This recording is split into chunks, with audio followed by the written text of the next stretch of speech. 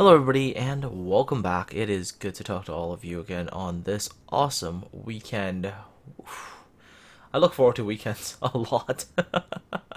One, it's a good break from work, and two, well, before even that, I get to sleep in. That's really good.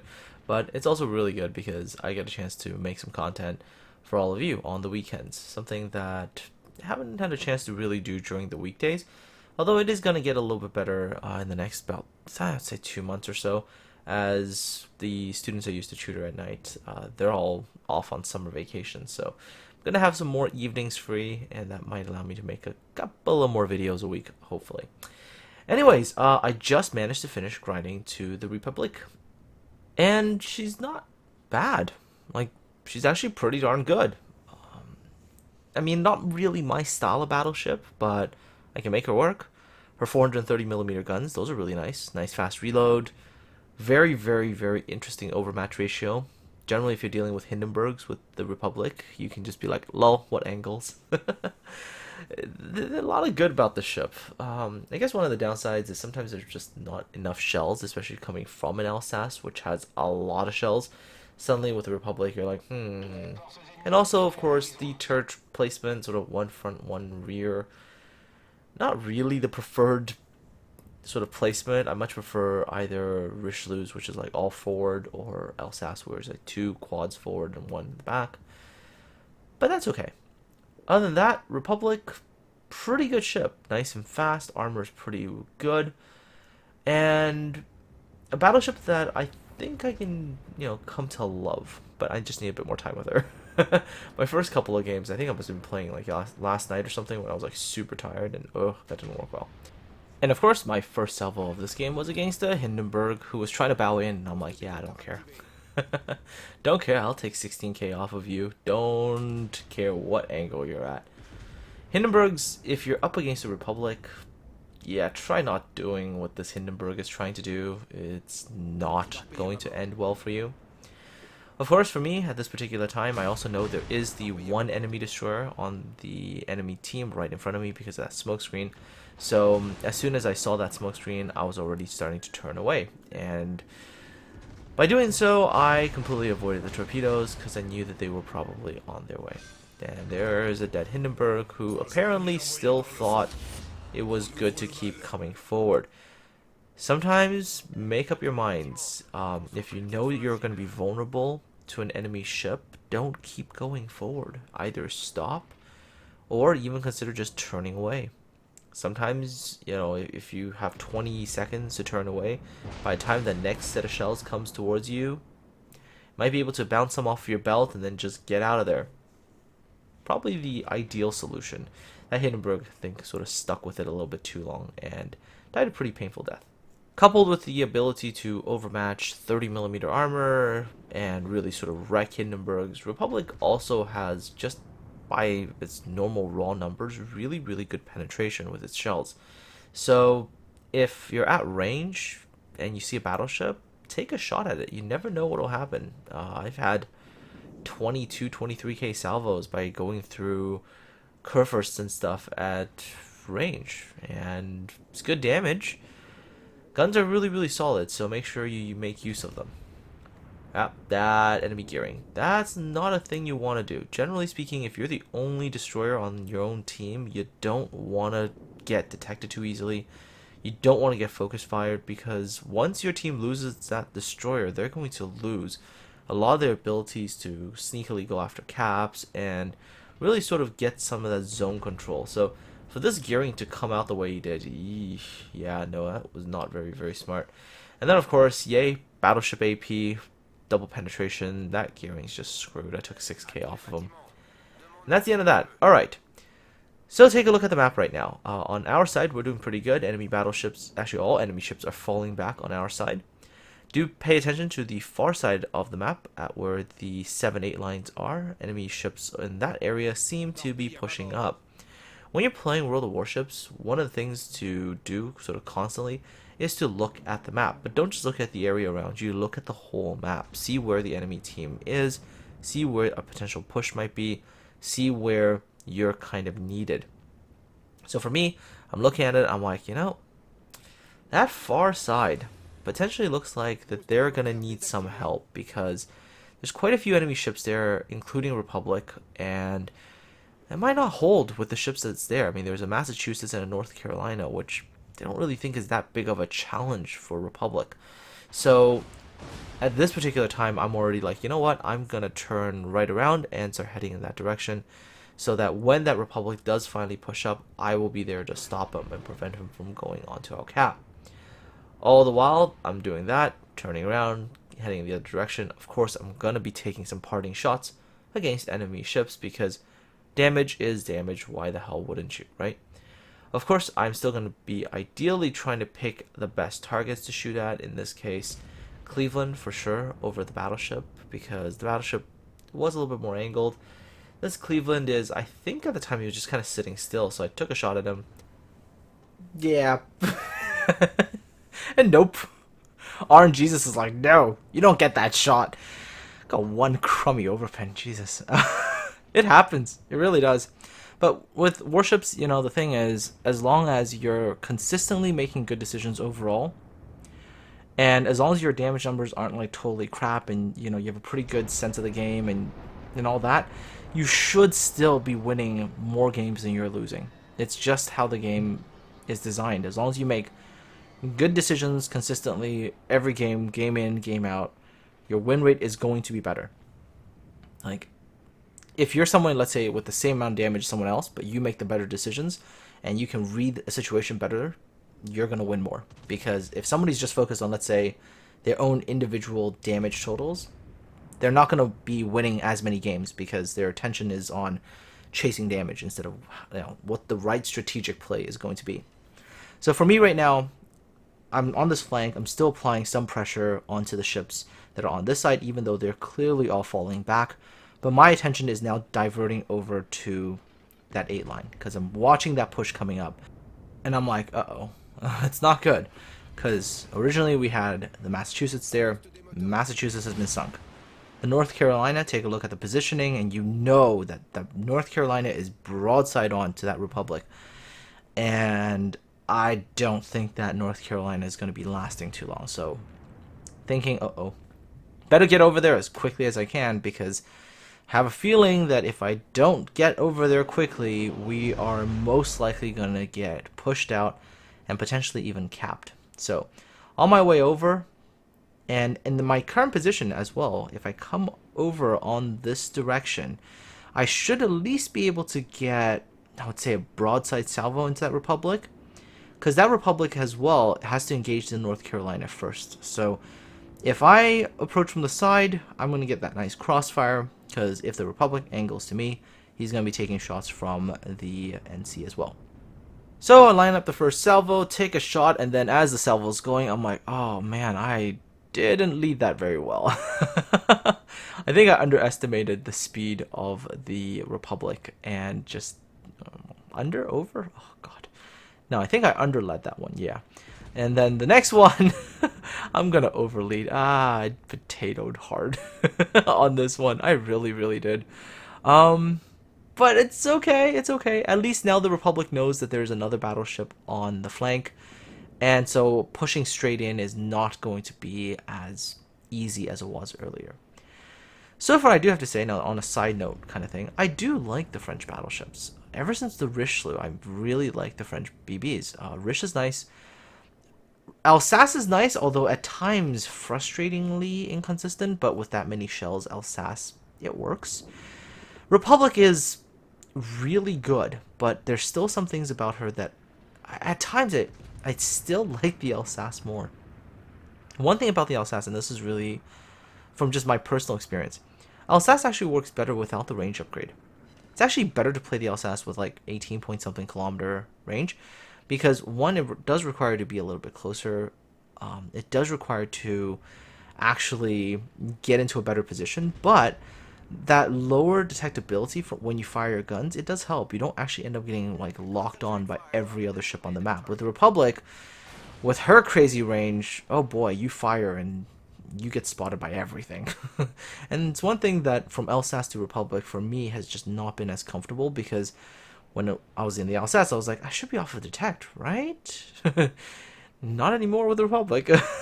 It's one of those things I gotta get used to. But still, Republic, I definitely like her guns. The fact that she reloads really, really quickly is a nice thing, you know. And it also makes the choice of switching between HE and AP a reasonably easier choice when you're playing the Republic. And you do have to do it. Because you're not the Yamato, you don't have that overmatch. You do have to go to HE when enemy battleship is like this, right? When your AP doesn't have a chance, go to your HE so you can actually set some fires and burn them and still do good damage. Like the Republic's HE does surprisingly decent damage. But of course, I already know that salvo. I was just hoping to set a fire. I had immediately switched over to AP because I see that there is cruisers. Baltimore, Minotaur. And Baltimore, no matter what, cannot really angle me. 27mm armor is not going to do anything when faced up with 430mm guns. Just not happening. There goes the Baltimore. Alright, enemy Republic. I'm seeing him turn around. He got himself stuck on the island, so I know he's going to give me a broadside here. And this one should give me some pretty good damage here. Now, enemy Republic knows. You can tell. He's trying to get himself angled. He's turning, but still going to chunk him for about 13,000 damage. And that's going to make killing him that much easier. Now, enemy Republic, pretty angled, as you can tell. He's pretty much got his ship turned around, so he's pretty well angled here. I should have maybe saved this salvo for the Minotaur. The Minotaur was giving enough of a broadside for me to have waited a little bit more. Should have been more patient. I should have just waited, because if I had waited, I would have been able to delete the Minotaur here, I think. But it's okay. I mean, mistakes happen. Sometimes you focus on something and you don't notice something else, and that's a mistake. And could have cost my team, actually. But luckily, not so much. Well, it made things a lot tighter, I think. Anyways, got some good hits in there with HE on the Republic. Still a little bit too focused on the Republic. I really should have paid that much more attention to the Minotaur. Alright, one more salvo with my HE. And I think right around here is when I kind of go, oh crap, look at that Minotaur. Minotaur is basically broadside, so you see me switch from HE to AP. And I'm going to try to get a salvo in there. Republic secondary is doing its thing, setting some fires. Enemy Republic is pretty much going to burn to death. I am broadside. I need to keep my guns available for this Minotaur here. And the Minotaur accelerating. No. That British acceleration. Hey, there's my close quarters expert. Successfully killed off the Republic. Okay. Good thing about Republic, when dealing with cruisers, her reload is really nice. Because if you flub a shot, you got another one in a reasonably good amount of time. And this one was good. There's my 25k salvo on the Minotaur. So far, so good for me, personally. Team is a little bit more dicey. We're down to 4 ships. Enemy team has 5, including a carrier. We are down just about 100 points right now. So if we end up losing some more ships and the enemy team holds their advantage, we could be in trouble here. Alright, so take a look at the map right now. Minotaur is not in a great spot. Minotaur is kind of trapped in this island here, so I want to get over here and see if I can maybe finish off this Minotaur. So that would even out everything, 4 to 4. Obviously focusing my A onto the torpedo bomber there. Don't want to be eating flooding damage. Wow, ouch. Dive bomber still hurt, ow. But it's okay. Managed to shoot down a couple planes. Still analyzing the map, still seeing where everything is. We have a Hindenburg who is trying really hard to charge down the Massachusetts. I don't think that's going to end all that well. We have one extra Hindenburg. He's in my division. That helps. RNGesus again. Left the Minotaur with like 1,000 HP. At this time, luckily I was in a division, so I was able to ask my division mate. I'm like, hey, you got a shot on this Minotaur with your Hindi, because I don't want to waste a salvo. Maybe there's another more useful target to shoot at. My div mate confirms, yeah, got a salvo on the way, so I don't shoot. And there it is. There's the Hindenburg salvo.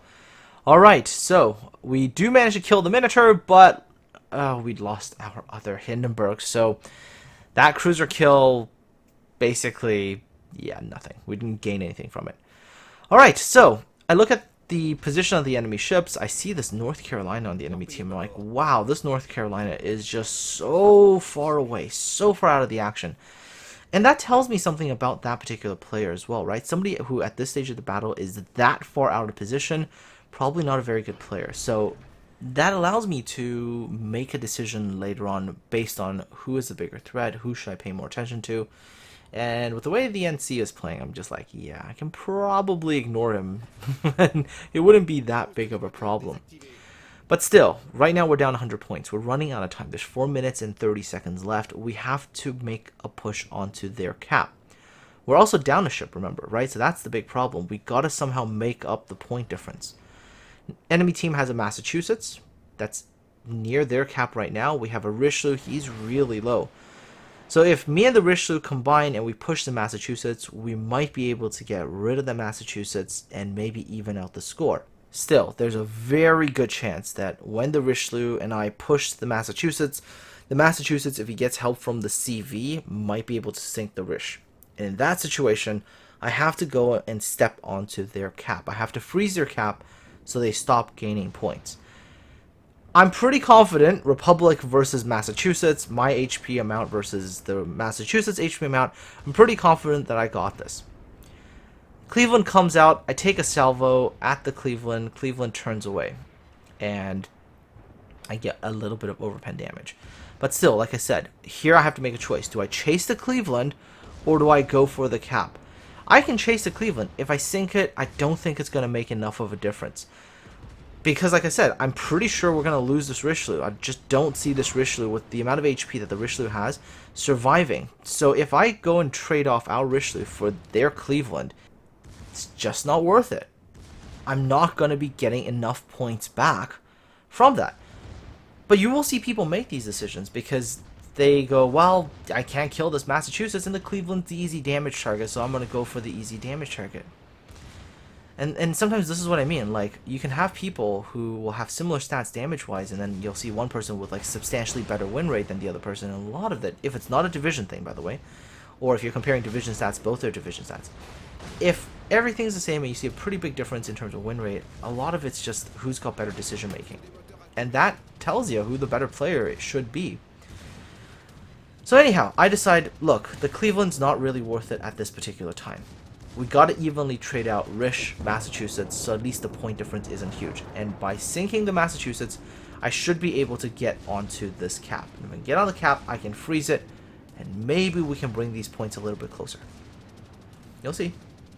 Still, first priority, sink this Massachusetts as quickly as possible. He is bow in, which means I am using HE. Getting some help from the Hindenburg here, and there goes the Massachusetts. Alright, take a look at the points. We're still 100 point difference. Alright, so Cleveland, North Carolina, 2 ships remaining.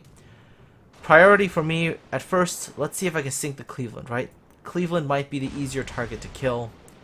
But this Cleveland player on the enemy team was surprisingly good, because you'll see him actually use the maneuverability and also just to bait me a few times. He actually did it, I think, like twice or something, but I sort of figured out his pattern. There you go. See the first one? Yeah, good, like sort of show me that little side and then boom, turn away, right? That was the first salvo, missed it. I'm like, alright, that's interesting. Let's see if he does that again, because if he does it again, I'm going to try to counter his movement. So there we go. This time I lead it a little bit differently, see what happens, and see the Cleveland once again making that turnout. I'm like, alright, I got you. This is what you do. Every time you get shot at, you're going to turn out, right? And that's another thing. You got to learn to predict the behavior and the maneuvers of the enemy ships so you can figure out like where you can put your shots. At the same time, if you were on the receiving end, you also have to learn to vary up your maneuvers so that, you know, sometimes you're using a slow down, sometimes you're using a turn in instead of a turn out just to throw off the enemy who is shooting at you. The Cleveland does a pretty good job at this because you'll see, now he goes, uh-oh, that shot kind of followed me where I was supposed to go. So the next shot, watch what he does. He's going to turn in on me.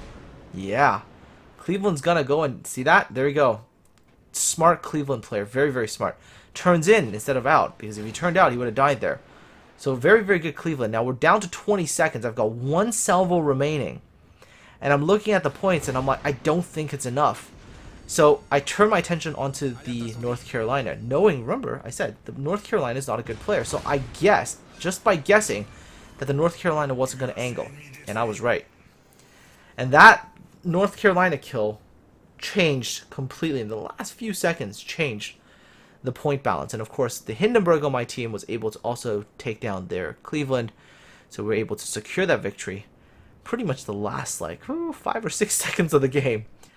Anyways, as for my performance, 628,000 credits earned, 11,554 experience, 2,890 free experience, 234k damage, 105 hits, 23 plane shot down, get my Kraken, get my high caliber, get my Confederate, get close quarters expert, yeah, get that first blood as well on that early Hindenburg kill, get a couple of target hits there.